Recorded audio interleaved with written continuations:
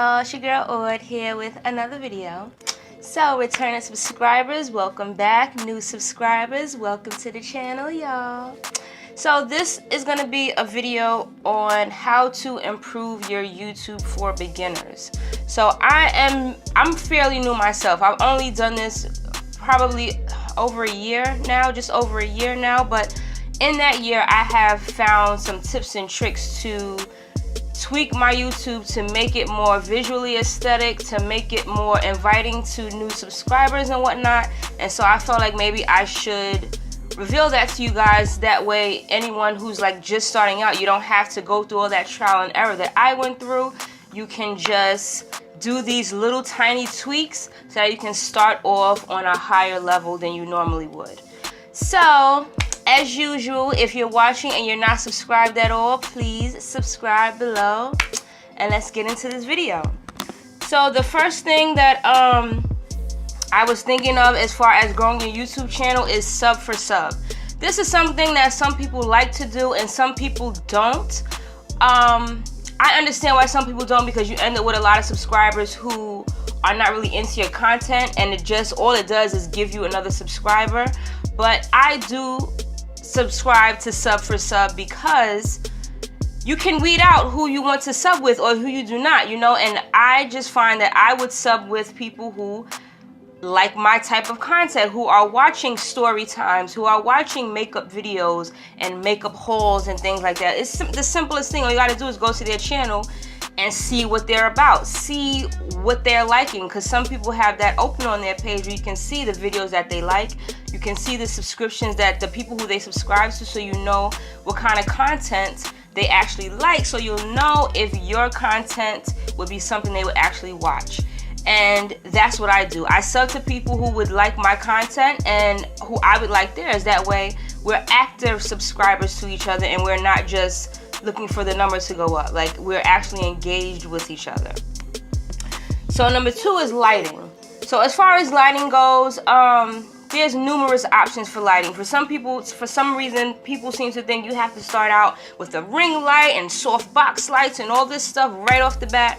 That's not true at all. When I first started YouTube, I started out with my phone.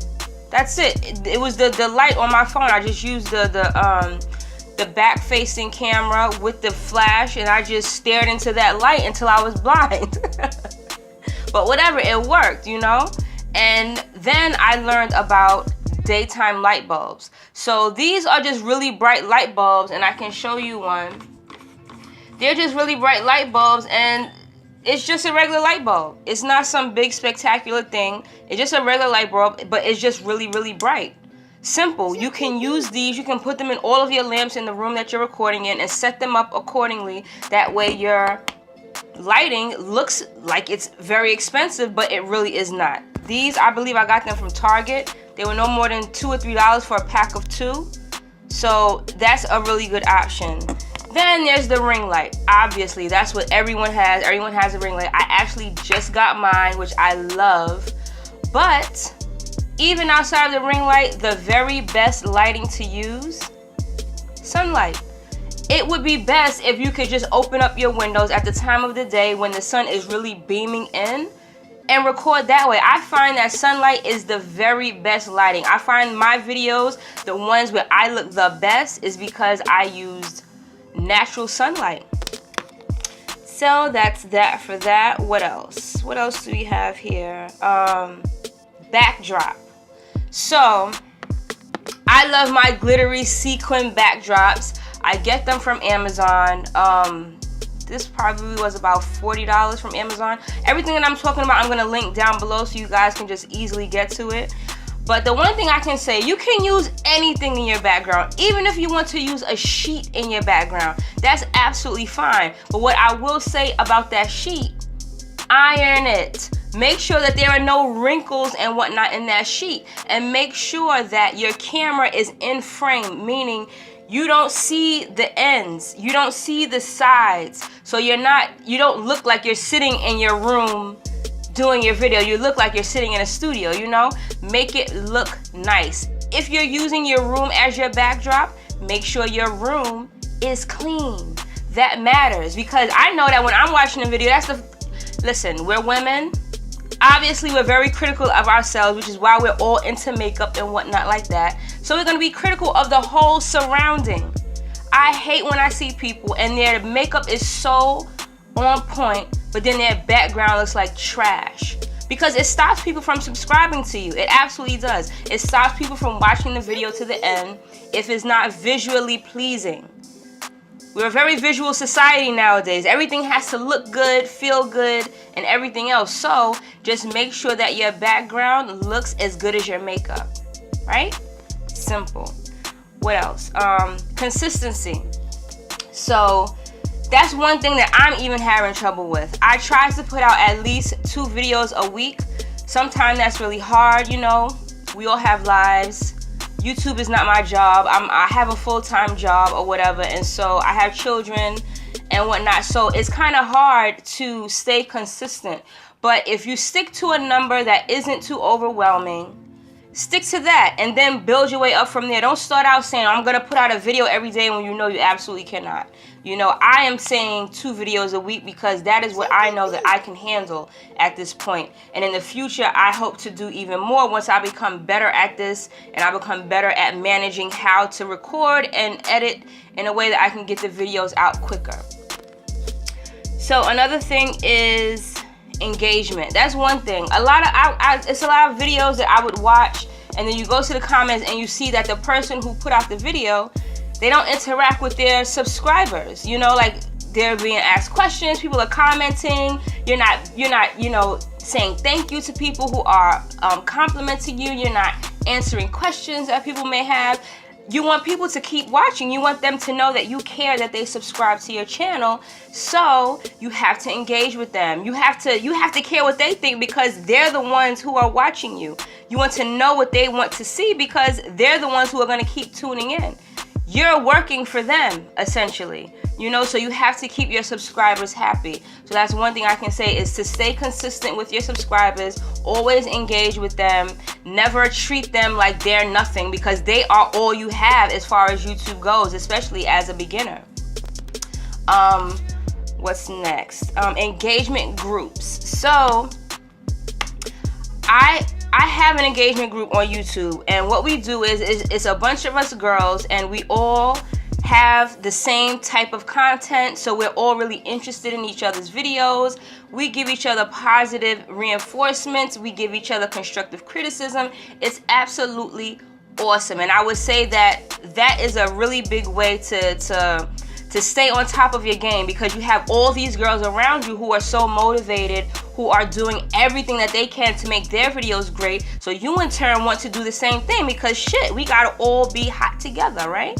So that's a really good thing to do. Either you can start your own, or you can join one. Like, I know I always put the sub to sub tag in my pictures on Instagram, and from the people who come to me with the sub for sub requests, if I like their content and I think they would be interested in mine, I will ask them if they want to join my group, because, you know, the more the merry. Then we have, when you're in these groups, now you have a set amount of likes and comments that you're going to automatically get right off the bat with your videos, because you have your group.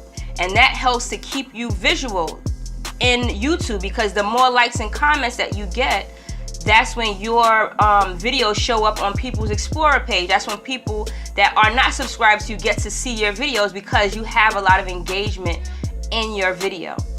So that's another really good idea. Next, thumbnails.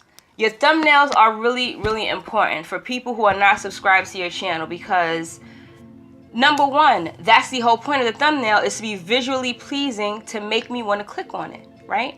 You want to make your subscribers, if they're not notified, if they are notified, you want them to stay engaged with your channel by knowing who you are from your thumbnail, right? So what I have been doing, because this is something that I probably just learned a few months ago, all of my videos, if you look back in my videos, you'll see all my thumbnails. They might not be the same font, but they all have the same look, so that you know my videos if you see them. That's a way to keep keep your subscribers engaged if they don't have the notifications on, and to keep new subscribers wanting to see your channel because they see how consistent you are. So that's another thing. Fivver, right? So your intros, your outros, your all of that, your logos and whatnot. If you are not able to make them yourself, Fivver is a really good option. It's an app that you download to your phone, any phone or iPhone, Android, whatever, and they sell you cheap intros and outros and logos. I mean, really cheap. Like my Diva Dialogue intro, I think I paid $5 for that. Or if you're good at freaking Photoshop, you can make it yourself. But if not, Fivver is a really, really good option to get an intro and outro that is really aesthetically pleasing, that will keep people engaged in your channel. Oh, another thing is copyright-free music. That's another thing. You don't want to have any copyright infringements, any reasons for your video to be taken down. So there's one particular user that I use for my music, and his name is Chuki Beats. I love his songs. They're good as background music for my channel, and I use them in every video, and I absolutely love it. So I'll link his channel down below as well. And another thing is camera angles. So I see a lot of people, like the camera is way down here looking up at you, and it's just staring into your nose. Like, I mean, I get it. We don't all have stands and things of that nature to put our cameras or our phones on to record, but I'll be honest, like when I first started, I had a tiny little stand that probably was this high, and I stacked up a bunch of shoe boxes because I have 1,000, and I sat it on top of there. That way the camera is looking directly at me, and I look like myself, not crazy because the camera is at some weird angle where it's catching you at an unflattering angle. Another thing, last thing, your camera. So I'll say this, I have been recording on the same camera that I had started recording from when I first started my YouTube. I did buy a camera. I got this Canon PowerShot. I spent all this money on this camera, and honestly guys, I have no idea how to use it. Like, just being all the way honest, I have no idea how to use this camera because it's not the same. Like on my Galaxy, all y'all Android users know that the camera on the Galaxy is freaking phenomenal. Like, not even kidding you. You don't ever have to change the saturation, the lighting, everything is perfect right from the start whenever using a freaking Galaxy for pictures. So I bought an iPhone thinking that my videos would be better on here. I bought this camera thinking my videos would be better on here. But at the end of the day, what's the best for me is my old reliable, which is my Samsung Galaxy 6 Edge Plus.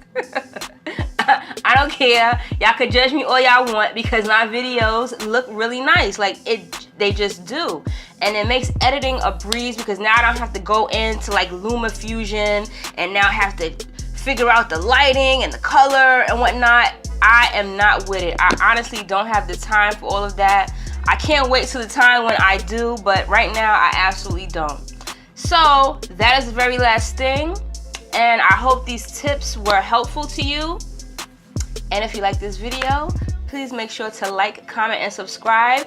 Give me some tips. If there's things that I missed that you guys are doing that may can help me, Lord knows, please let me know. I'm always looking to improve, looking to do things better than I've done them. So any help you guys can offer, comment down below. Please let me know. Let's talk about it. Let's talk about what you like, what you don't like, what you've used, what has not worked for you. You know, that way we can avoid a lot of trial and error for others who are upcoming.